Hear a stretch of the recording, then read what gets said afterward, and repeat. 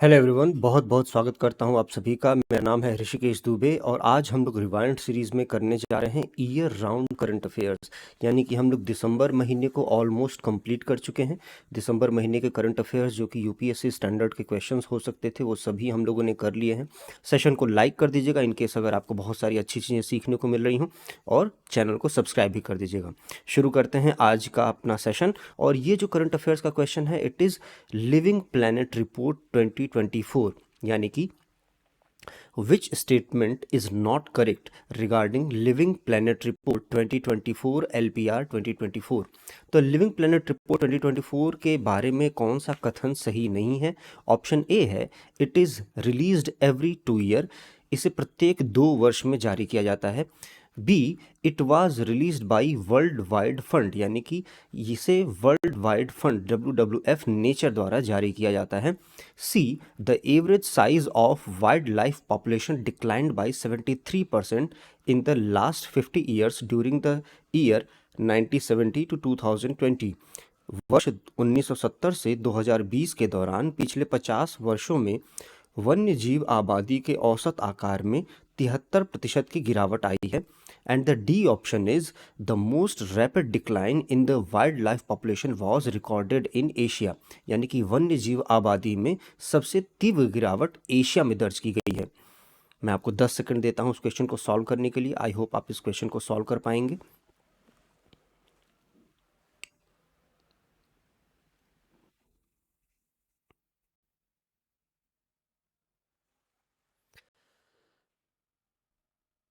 चलिए, तो इसका जो करेक्ट आंसर है वो है, इसकी जो रैपिड डिक्लाइन है वो वाइल्ड लाइफ पॉपुलेशन की, वो एशिया में सबसे ज़्यादा तेज नहीं हुई है। ये स्टेटमेंट बिल्कुल इनकरेक्ट है। इसका जो करेक्ट आंसर है यहाँ पे आपको देखने को मिलेगा कि डी जो है वो इसका सबसे इनकरेक्ट स्टेटमेंट है।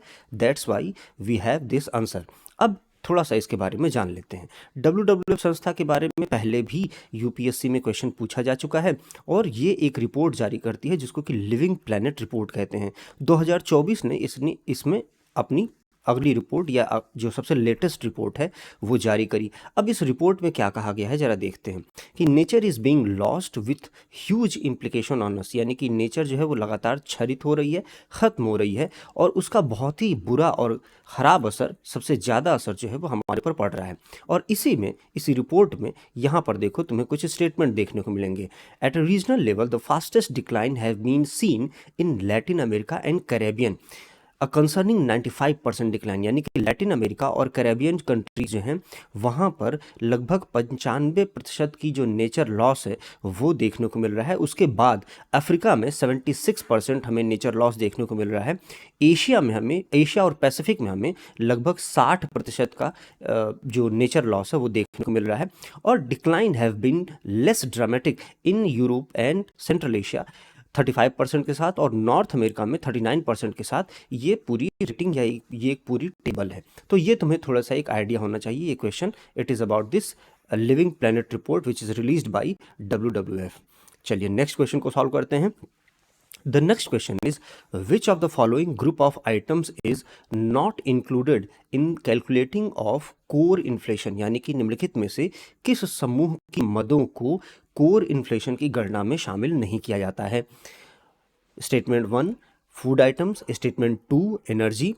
The correct code is 1, 2, both और नाइदर, यानी कि खाद्य पदार्थ और ऊर्जा, इन दोनों में से किसको या दोनों को क्या जो कोर इन्फ्लेशन है, यानी कि जो कोर महंगाई की गणना है, उसमें शामिल किया जाता है? यस और नो।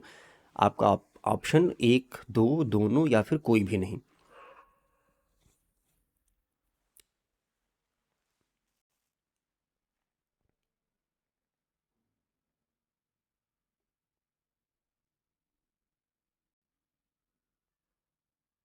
चलिए, आई होप आपने क्वेश्चन को सॉल्व कर लिया होगा। इसका जो करेक्ट आंसर है, न तो फूड आइटम को और न ही एनर्जी को, इन दोनों को ही शामिल नहीं किया जाता है कोर इन्फ्लेशन की गणना में। ये दोनों ही चीज़ें एक्सक्लूडेड होती हैं, और डी हमारा जो है वो बिल्कुल करेक्ट आंसर होगा। अगर आपने डी लगाया है तो ये बिल्कुल सही आंसर है। यहाँ पे देखो, नवंबर 2024 को कोर इन्फ्लेशन की गणना के दौरान ये सारी जो रिपोर्ट है वो आई। अब इसमें क्या कह रहा है? Core inflation and the debate around the rate rate cuts. तो रेट कट यानी कि जो आरबीआई रेट कट करता है वो क्यों और किस वजह से हो रही है, और कोर इन्फ्लेशन में हमें क्या चीज़ पिक करते हैं। Amidst the debate of high food inflation and the need for interest rate cuts to support growth as enunciated by the two cabinet ministers, core inflation has also been recording an uptick in the recent months. और core inflation measures the change in price। अब यहाँ पे क्या बातें लिखी हुई हैं, change in price in goods and services। तो पहला तो goods and services इन दोनों की ही prices को core inflation इनकलकेट करता है या उसको इंक्लूड करता है, excluding the food and the fuel, क्योंकि इसका जो फ्रिक्वेंसी होता है चेंज का, किसका, फूड का और फ्यूल की जो फ्रिक्वेंसी होती है चेंज की, रेट की चेंज की, वो बहुत ही ज़्यादा तेज होती है। दैट्स वाई इसको कोर इन्फ्लेशन की गणना में शामिल नहीं किया जाता है, इसको एक्सक्लूड करके रखते हैं। तो आई होप आपको ये चीज़ें समझ में आई होंगी। कोर इन्फ्लेशन लगातार चर्चा में बना हुआ है क्योंकि महंगाई की दर 6-8 महीने पहले बहुत ही ज़्यादा कम हो गई थी, पिछले 10-12 महीनों के हिसाब से बहुत ही कम हो गई थी, और रिसेंटली पिछले 1-2 महीनों में जो महंगाई की दर है वो बहुत ही ज़्यादा बढ़ गई है। तो ये सारी चीज़ों को, सिनेरियो को ध्यान में रखते हुए आपको इन्फ्लेशन के ऊपर अपनी अच्छी तैयारी कर लेनी चाहिए। बैकवर्ड लिंकेजेस जिसको कहते हैं, कि हमारी बैकवर्ड लिंकेजेस जो करंट का टॉपिक है उसकी जो बैकवर्ड लिंकेजेस हैं उसकी तैयारी हमें ज़रूर कर लेनी चाहिए। चलिए आगे बढ़ते हैं, नेक्स्ट क्वेश्चन को सॉल्व करते हैं। In India which of the following crop has the highest average level of mechanization from sowing to harvesting, यानी भारत में निम्नलिखित में से किस फसल में रोपाई से लेकर कटाई गहाई तक औसत यांत्रिकीकरण का सर्वाधिक स्तर है। एक बार मैं फिर से क्वेश्चन पढ़ता हूं ताकि आपको समझ में आए कि मैकेनाइजेशन का मतलब कि मशीन का इस्तेमाल किस फसल में उसकी रोपाई यानी कि इसकी बुआई के दौरान और उसकी कटाई के दौरान, इन दोनों के दौरान सबसे ज़्यादा होता है। आपके ऑप्शन है राइस या पैडी, बी वीट, सी मेज या मक्का, डी पल्सेस यानी कि दलहन। ये बहुत ही अच्छा क्वेश्चन है, इस तरह के क्वेश्चंस यूपीएससी में पूछे जाते हैं, बहुत ही ज़्यादा अच्छा क्वेश्चन है।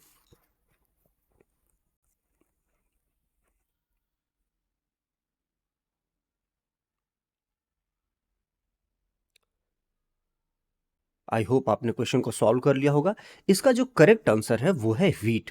ठीक है, इसका जो करेक्ट आंसर है वो है वीट। यहाँ पे आपको वीट देखने को मिल रहा होगा, बी जो है वीट है। अब मैं आपको थोड़ा समझा देता हूँ कि आखिर ये क्वेश्चन है क्या और कहाँ से आया। मैं अपने करंट अफेयर्स की रिसर्च के दौरान इस क्वेश्चन को पाया। ये क्वेश्चन 2023 के पीआईबी के न्यूज़ से रिलेटेड था, ये वहाँ पे पब्लिश हुआ। लेकिन 2023 से अपने को मतलब नहीं है, कई बार कंटेम्प्रोरी के नाम पे वो 2 साल, 1 साल, 3 साल तक पीछे चले जाते हैं, यूपीएससी ऐसा जाता है, अपने आप को पता होना चाहिए। अब यहाँ पे क्या है, मैकेनाइजेशन इन इंडियन एग्रीकल्चर, ये बात बिल्कुल सही है, देख पा रहे हैं हम लोग।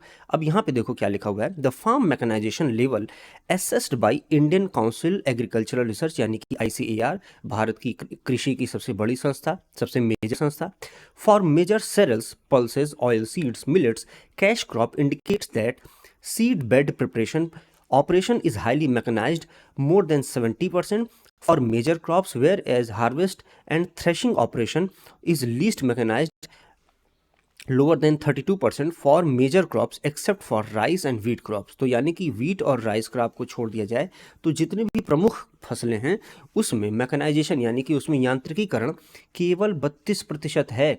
बाकी की जो फसलें हैं जैसे कि पल्सेस हैं, दलहन है, ऑयल सीड्स है, जो मोटे अनाज हैं, कैश क्रॉप्स हैं जैसे कि कपास, गन्ना, ये सारी चीज़ों में 70% का मैकेनाइजेशन है। तो बाकी सारी जो मेजर कैश क्रॉप्स हैं और दलहन तिलहन है वहाँ पे 70% का मैकेनाइजेशन है, और जो मैकेनाइजेशन वीट और राइस को छोड़ दिया जाए तो जो मेजर क्रॉप्स हैं उसमें बहुत ही कम है। एक बात तो हमने ये समझ ली। अब अगला स्टेटमेंट देखते हैं, the mechanization level is planning transplanting operation for sugar rice crops are 20 to 30% respectively, यानी कि मैकेनाइजेशन जो है प्लांटिंग और ट्रांसप्लांटिंग है ये शुगर केन और राइस में कितना है, 20 और 30% है। तो ये शुगर केन है, सॉरी, ये शुगर केन है, यहाँ पे शुगर केन है और ये राइस है।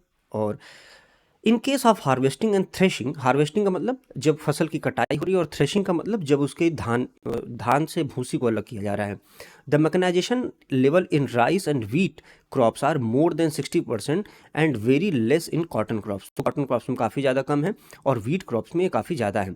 अब इसके प्रपेक्ष में क्या हुआ है कि सेंट्रली स्पॉन्सर्ड स्कीम एक चलाई गई जिसको कि सब मिशन ऑन एग्रीकल्चरल मैकेनाइजेशन यानी कि SMAM करके एक स्कीम चलाई गई थी और इस स्कीम में मैकेनाइजेशन का प्रयास किया जा रहा था। तो ये सारा जो कोशिश है वो ये है कि किस तरीके से हम कृषि में एग्रीकल्चर में मैकेनाइजेशन लेकर के आ सकते हैं ताकि हमारा जो इनपुट टाइम है वो घटे, हमारे जो इनपुट कॉस्ट है वो भी घटे और हम जो भी लेबर एग्रीकल्चरल फील्ड में डिस्गाइज्ड एम्प्लॉयमेंट की तरह से, डिस्गाइज्ड एम्प्लॉयमेंट का मतलब कि 10 लोगों की ज़रूरत है काम करने की, 15 लोग काम कर रहे हैं, तो ये 5 लोग कौन है, वो डिस्गाइज्ड एम्प्लॉयमेंट है।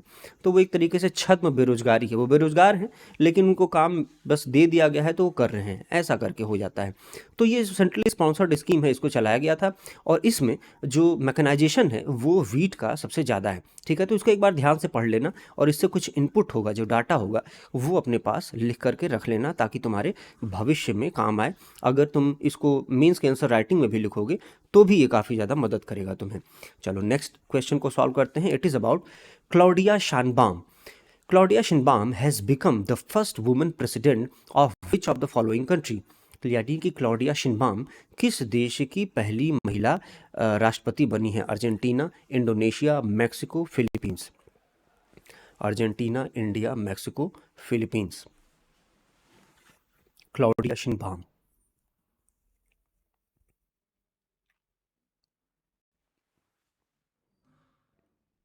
आई होप आपने क्वेश्चन को सॉल्व कर लिया होगा। इसका जो करेक्ट आंसर है वो है मैक्सिको। मैक्सिको की पहली जो वुमेन प्रेसिडेंट है वो क्लॉडिया शिनबाम बनी है और क्लॉडिया शिनबाम इसलिए भी इम्पॉर्टेंट है क्योंकि लगातार मैक्सिको को और कनाडा को ट्रंप जो है वो अपने देश में शामिल करने की यानी कि यूनाइटेड स्टेट्स में शामिल करने की बात कर रहे हैं और यूनाइटेड स्टेट्स में शामिल करने की वजह से क्लॉडिया शिनबाम का जो स्टेटमेंट है वो थोड़ा सा एग्रेसिव और अपोजिट आया है और उसमें थोड़ा सा टसल है, पहली बार बनी है, न्यूज़ में भी हैं, ये सारी चीज़ों की वजह से तुम्हें जानना चाहिए क्योंकि ये थोड़ा सा कई बार लो लेवल एग्जाम्स में इस तरह के क्वेश्चंस पर्सन इन न्यूज़ करके जो जिसको कहते हैं क्वेश्चंस जो होते हैं वो पूछ ले जाते हैं। तो एक बार देख लेते हैं। Mexico elects Claudia Sheinbaum as its first women president. The official quick counts shows climate scientist Claudia Sheinbaum holds an reversible lead in the race और वो सारी रेस वो तो इनके इलेक्शन से बारे में है।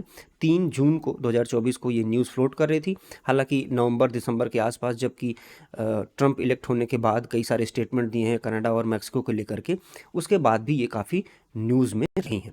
ठीक, तो आई होप आपको ये बातें समझ में आई होंगी। नेक्स्ट क्वेश्चन को सॉल्व करते हैं। It is about with reference to initiative for critical and emerging technologies यानी कि ICET, महत्वपूर्ण और उभरती प्रौद्योगिकी के लिए पहल ICET के संदर्भ में निम्नलिखित कथनों पर विचार करें।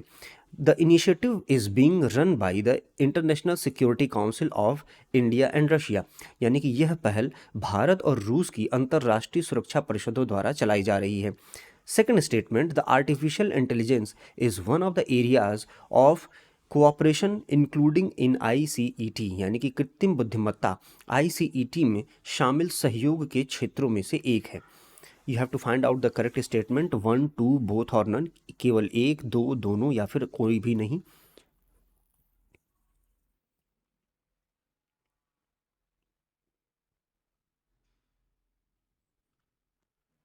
चलिए, आई होप आपने क्वेश्चन को सॉल्व कर लिया होगा। तो इसका जो करेक्ट आंसर है ये है पहला स्टेटमेंट जो है वो इंडिया और रशिया से संबंधित नहीं है, ये एक्चुअली में यूनाइटेड स्टेट्स ऑफ अमेरिका से संबंधित है और इसलिए ये स्टेटमेंट क्या है, फॉल्स है।